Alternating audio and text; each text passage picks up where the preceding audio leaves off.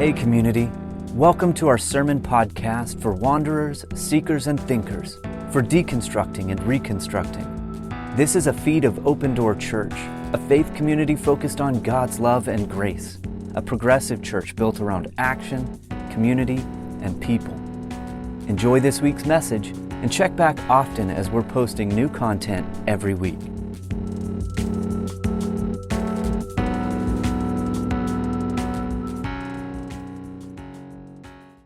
Hey, welcome back. Thanks for sticking around. And all right. We'll do a bit of a sermon, a little bit of a message. We're switching gears. As you know, we've been working out of Dr. Will Gaffney's lectionary, and we'll come back to that later in the year because I want to stick around and continue that journey with you. But I want to switch gears a little bit to address part of life right now that is, I think something that we need to be focused on and to continue to think about and to think through. One of the pieces that churches, how do we say this gently? One of the things that churches might have a little bit of notoriety for is their keen ability to pass judgment on the world and others around them. And that doesn't matter if you are far right, ultra conservative, or if you are far left,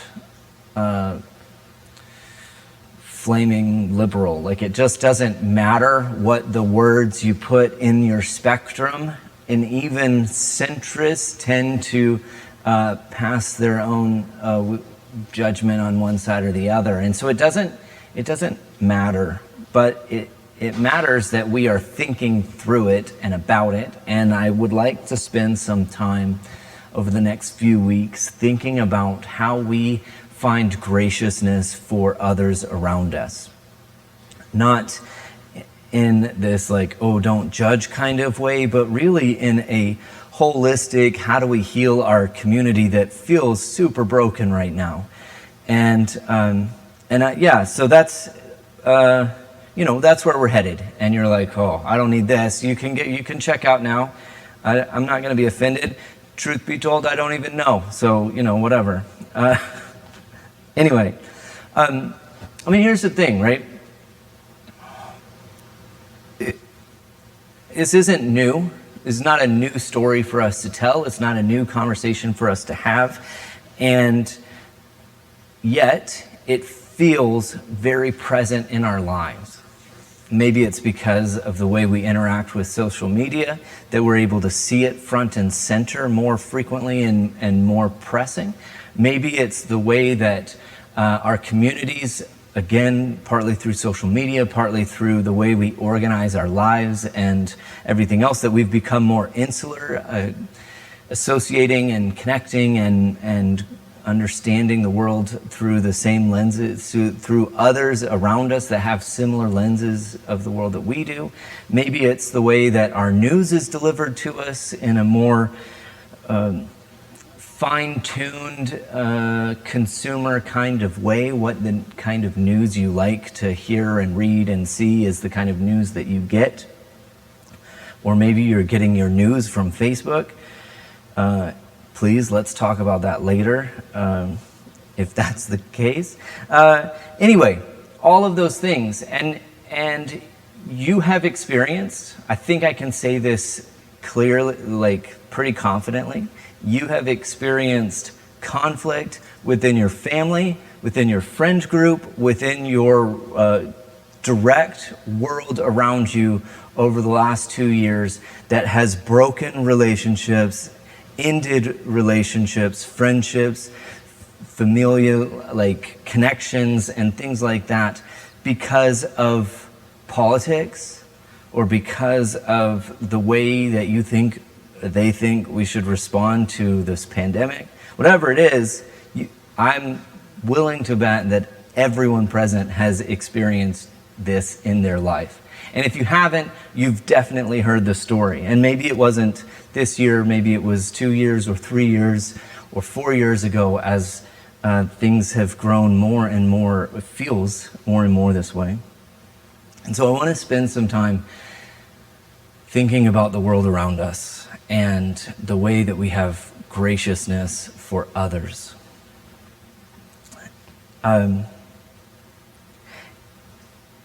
In part, I have a few interactions with close contacts that I get regular information that I think, whoa, where has this person gone and been, and why are they sending me this information that feels like they are so far off the deep end that I don't even know how to respond or react to it, right? I have one friend that is sending me regular information about vaccines and all of the conspiracies you can put. And I have a really hard time, I'm going to have a really hard time going back into normal friend relations with this person. That seems problematic to me. It seems problematic in the way that I am addressing or understanding the world around me, that their view of the world is going to impact our relationship in that way. It seems seriously problematic.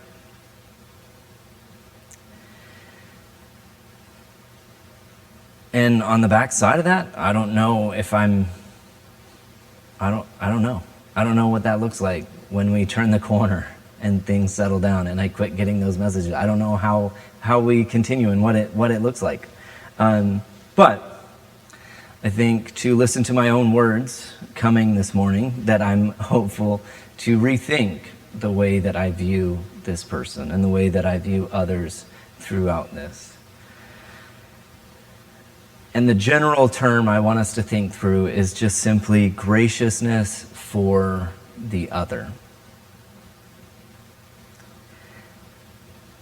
Scripture spends a lot of time telling stories about conflict, stories about life, stories about factions within community, wars between tribes and nations, and oppression and conflict between status of individuals within a society. So we watch the story of Abraham and this family of conflict from the beginning, conflict between Hagar and Abraham and Isaac and Ishmael, and conflict going forward, Jacob and Esau. The text tells us that they fought in the womb.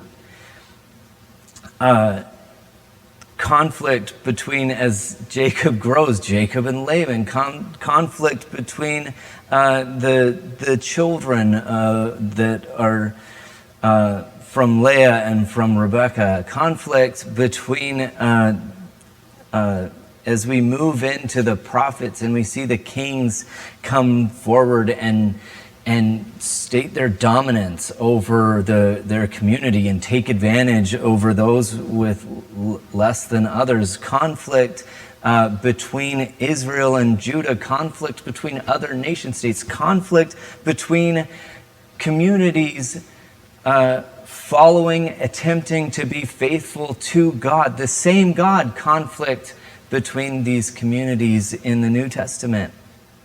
And yet, the story always leads us into somewhere that is uncomfortable, but somewhere that is hopeful, somewhere that is somewhere that we aspire to be in a community and and place of health among our friends and our family and our extended community.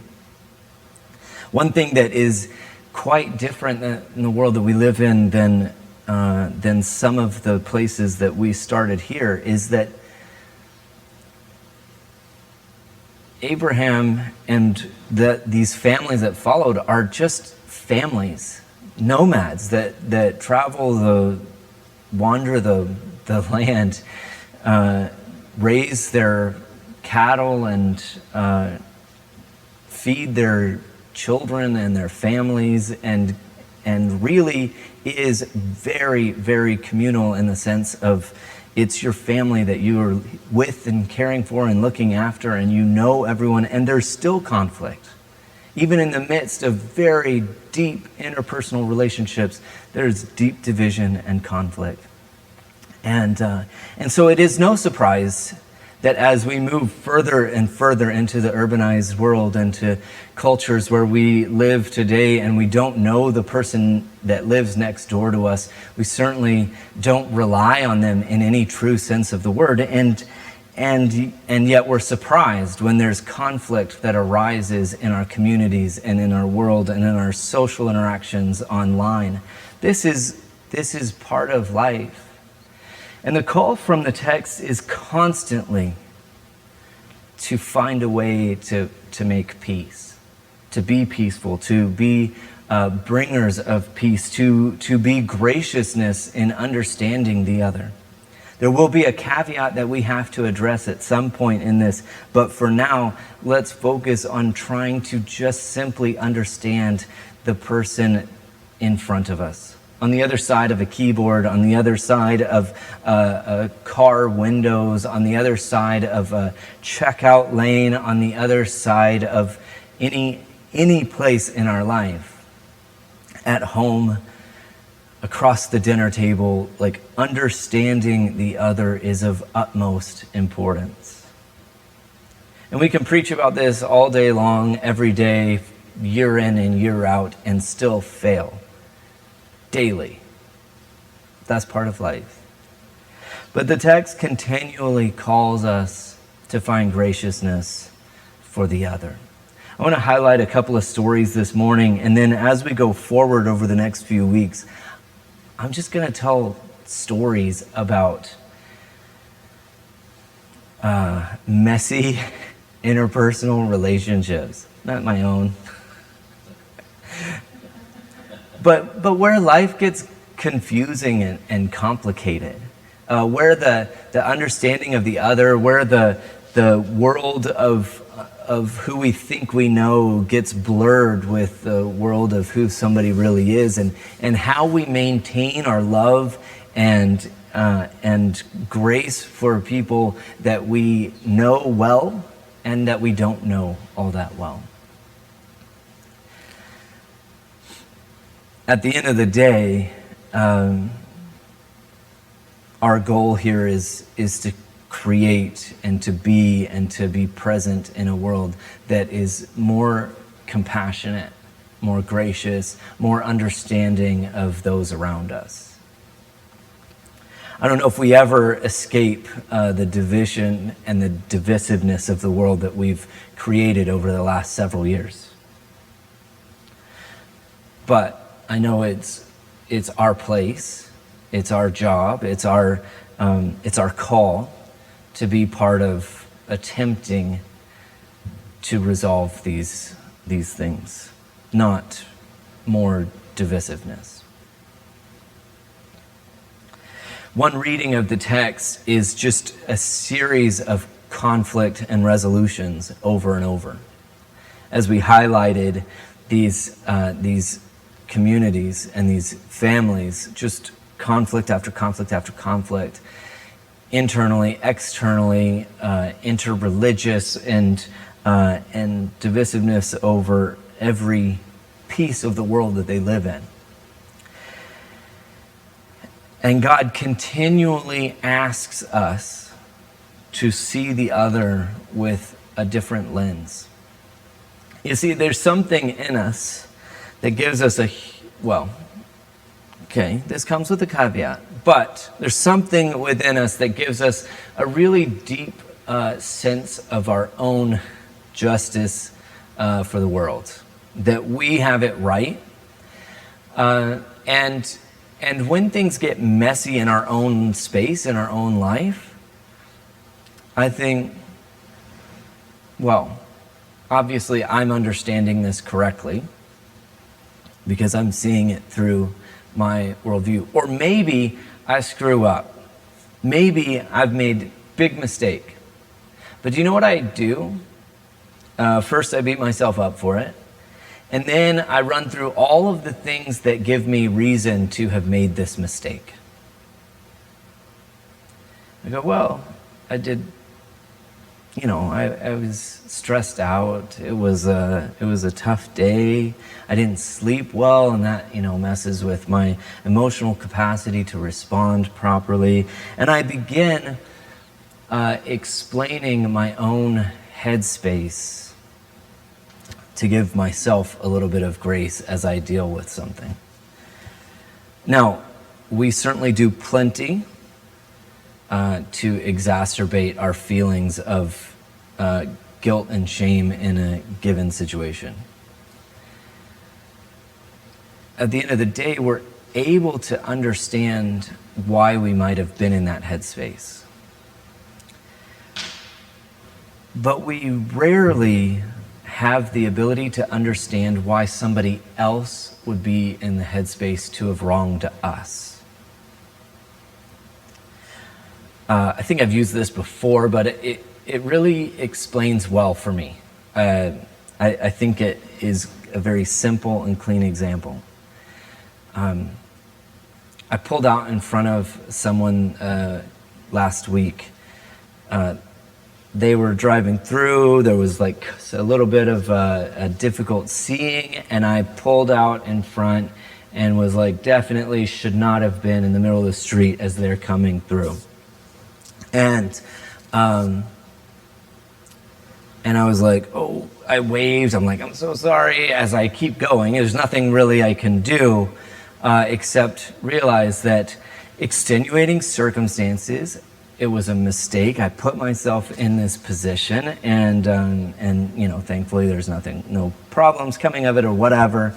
But had I been the car coming the other direction, and someone pulls out in front of me, I go, what are they in such a hurry for? Can't they give me some space? Why can't they play by the rules or whatever else? And maybe I'm not actually yelling in my car, but I certainly don't have any sense of an understanding of how they could have made that mistake. I think simply this person is rude and not that they're a bad driver. I assume that they're rude and inconsiderate of drivers around them. That's my assumption, right? This is the difference between understanding the mistake we make and understanding the mistake somebody else's make. And we do that's a very small, very minor thing that happens to us almost every single day. And we reverse the way in which we read that and interpret that, depending on which lens we're coming from. These stories are about understanding why that person might have pulled out in front of you. That doesn't include they're a jerk.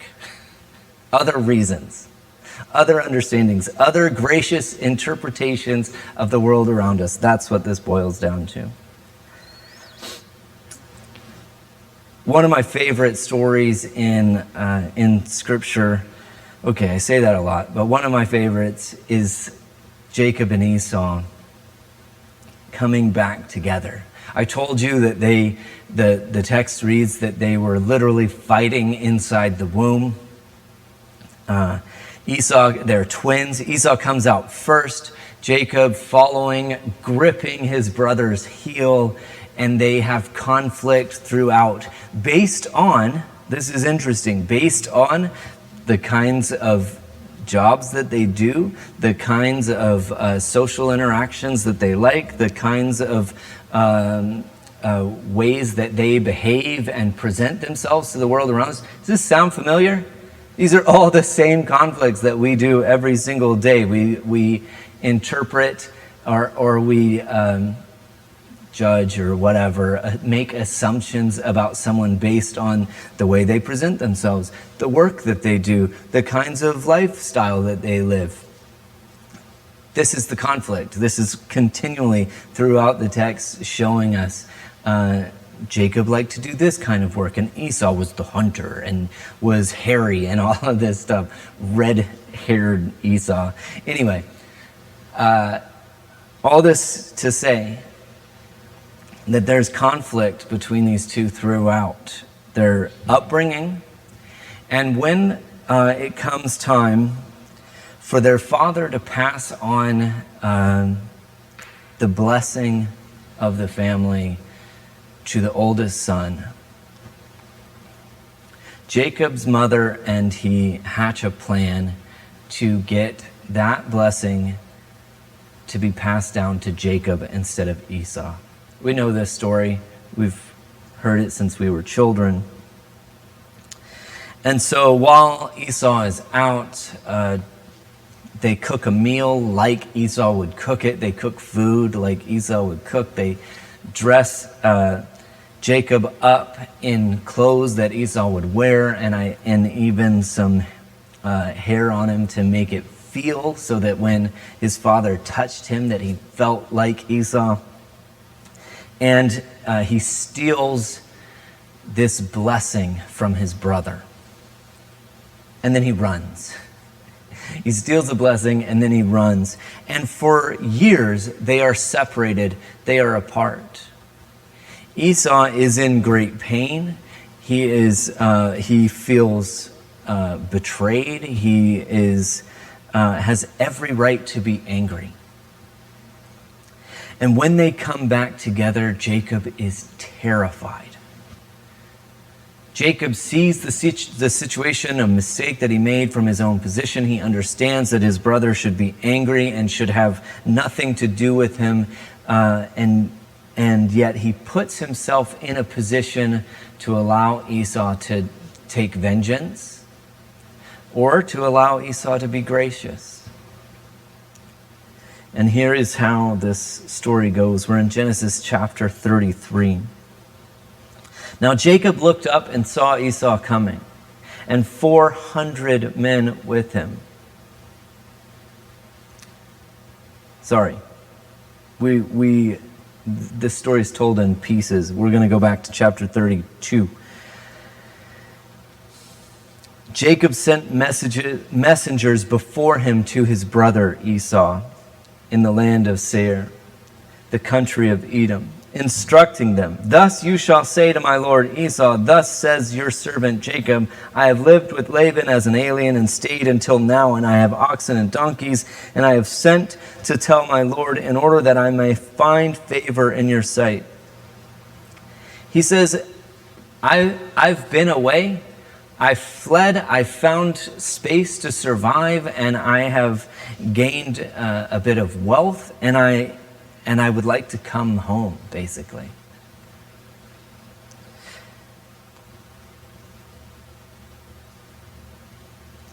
The messengers returned to Jacob, saying, "We came to your brother Esau, and he is coming to meet you, and 400 men are with him." Jacob was afraid, distressed. He divided the people that were with him and the flocks and the herds and the camels into companies, 2 companies, thinking if Esau comes to the one company and destroys it, then the company that is left can escape. Jacob says, O God of my father Abraham, and God of my father Isaac, O Lord, who said to me, return to your country, to your kindred, and I will do you good.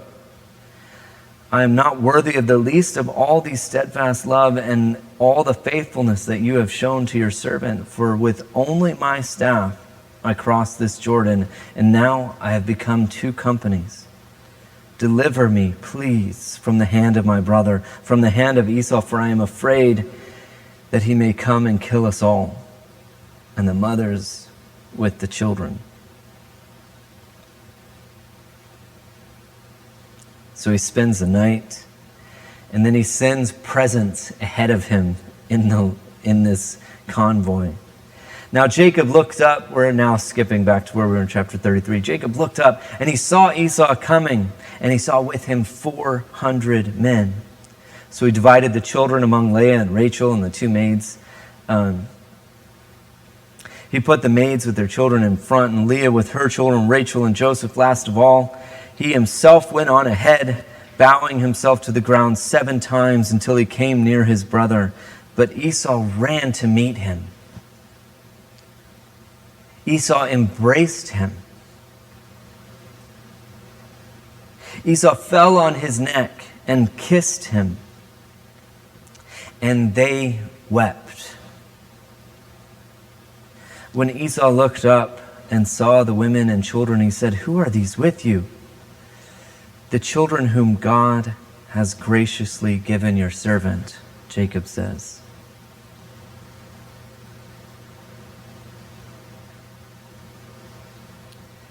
This closes with Esau refusing the gifts, Jacob insisting on sharing, and Esau inviting his brother, who has wronged him more than anyone could wrong him, saying, "Let us journey on our way, and I will go alongside you." And I think about this and many others, as we will see, that conflict has its place in our world and will not go away. But there is space for love and graciousness and forgiveness. And I read this and I wonder, what is possibly going through Esau's head? Is he rationalizing his brother's actions? Is he blaming it on something foreign or outside of him? Is he treating it as an action of his youth that has come to pass? How has Esau found it within himself to be in a place of understanding and graciousness as his brother approaches him after all of this? And what's interesting is Jacob is the one we're supposed to follow in the story. Even as we read through the narrative of Jacob and Esau in their youth, you get a sense that you're supposed to be following, watching, and liking. It's like the movie is playing and you're like, they want me to like this character, but I'm supposed to have some sort of resistance and frustration with this one, Esau. And yet here, in the mix of all of this, in the mix of God is offered blessing and will follow the lineage of Jacob, in the midst of this, we see the prime example of God's love and graciousness and understanding for others found in the story of Esau. Even though we've been reading about Jacob now for chapters and chapters, we've been reading about his life story and who has wronged him and how he has found it in himself to continue through pain and conflict. And yet, it's through the story of Esau that we see this graciousness, this love, this understanding for the other. And I just particularly love the way the text continually flips and reverses and undermines itself in a way to express who and where the graciousness for the other can be found. You know, we read the story we often call the story the Good Samaritan. But we read this story, and what is so effective in this story told in its context is not that someone looked after, saw someone on the side of the road and looked after them. What's so effective is that someone is the someone who is supposed to be the the enemy of the story, the bad guy, the disgraced other. And yet it is in the disgraced other that God appears and the graciousness for the other is found. Both of these stories, I believe, are an attempt for us to go, oh, but you mean that person that is sending me messages constantly about their political position, or that person that has cut me off out of their life because of their affiliations? You mean that I'm supposed to find in that person the graciousness and love of God that it seems to be missing? Yes, that's the storyline. That's the one. It's the one that just cut you off, that you're then supposed to go, I wonder how their day is going, that this has led them here. I wonder what pain is in the background of my newly politically active friend sending me garbage message after garbage message. How do I reorient myself to see the other with graciousness and love?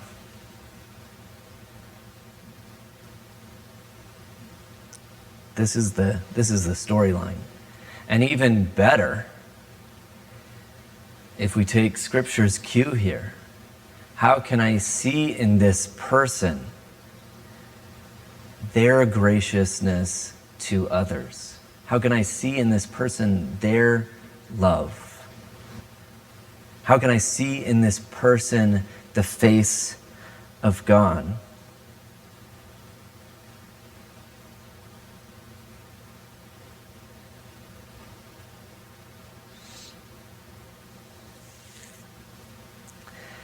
In the middle of this story, as after they've embraced and they've kissed and wept together, Jacob says, Esau said, "What do you mean by all this company that I meet?" And Jacob answered, "To find favor with my Lord." But Esau said, "I have enough, my brother. Keep what you have for yourself." And Jacob said, "No, please, if I find favor with you, then accept my present from my hand, for truly to see your face is like seeing the face of God."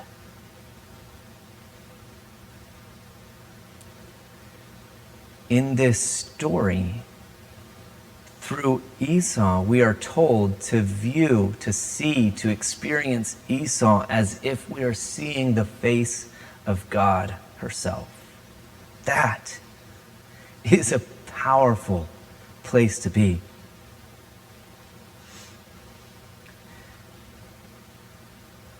So if we're following along the hero in the story or the protagonist, we've been following Jacob for all of this time, from his birth, clutching at the heel of his brother Esau, and into his family and his life and his growing of flocks of different spots and all these different things. And we come back and we are told, as we are watching and experiencing this life of Jacob, we are told to see the face of God in another character mid-storyline.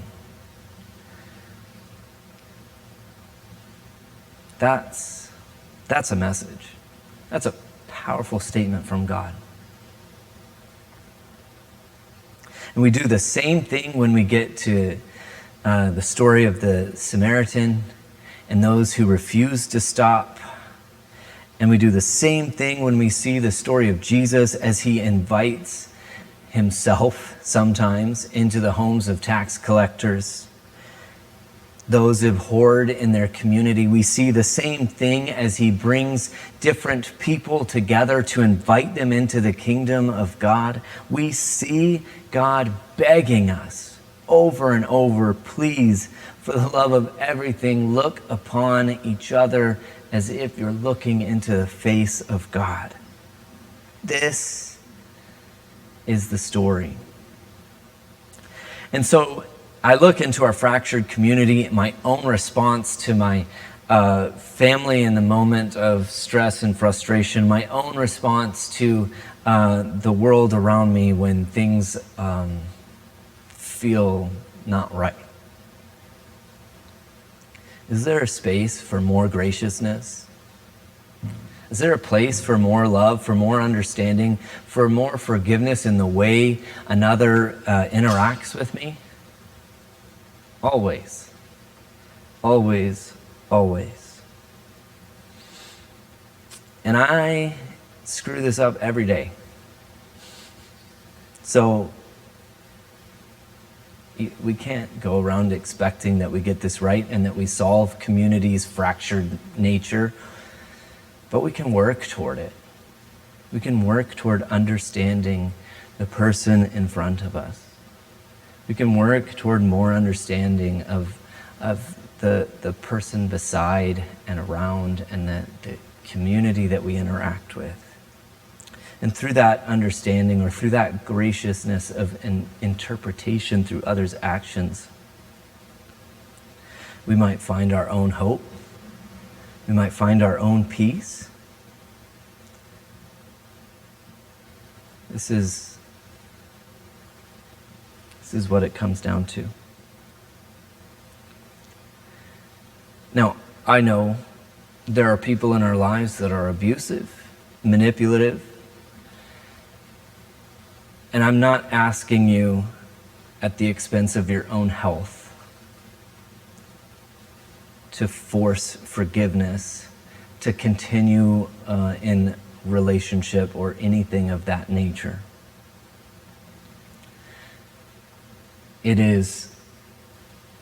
There is a time and place to set some things like this aside.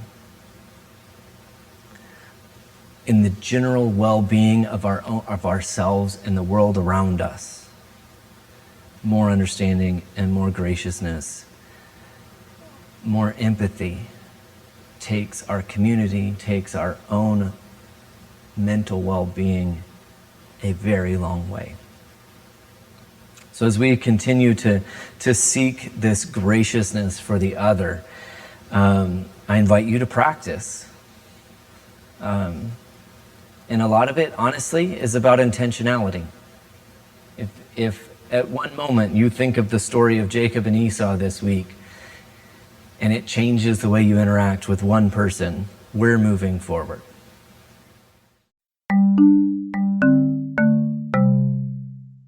Thanks for listening to this sermon podcast from Open Door Church.